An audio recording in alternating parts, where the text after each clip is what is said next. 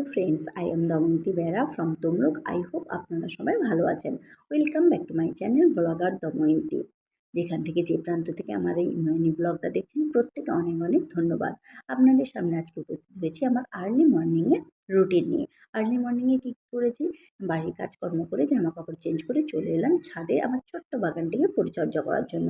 এই টবগুলোতে কিছু ঘাস বেড়ে উঠেছিল, সেই ঘাসগুলিকে উপড়ে ফেলে দিলাম। দেখেছেন তো জবা ফুলটা কত সুন্দর হয়েছে। আজকে ভেবেছি এই জবা ফুলটা না ঠাকুরকে নিবেদন করব।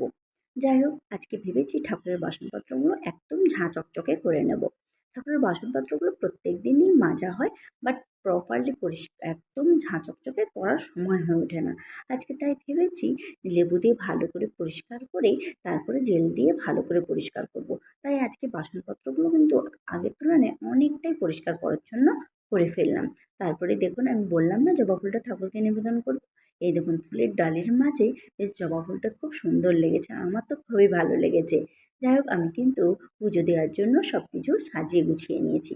তারপরে দেখুন চলে এলাম সকালবেলার আমার ডায়েট নিয়ে। সকালবেলা আমি জল, ব্ল্যাক কফি সবসময় খাওয়া হয় না, গ্রিন টিটাই বেশি খাই। আজকে মনে হলো ব্ল্যাক কফি খাবো, তার সাথে কিছু ড্রাই ফ্রুটস খাবো।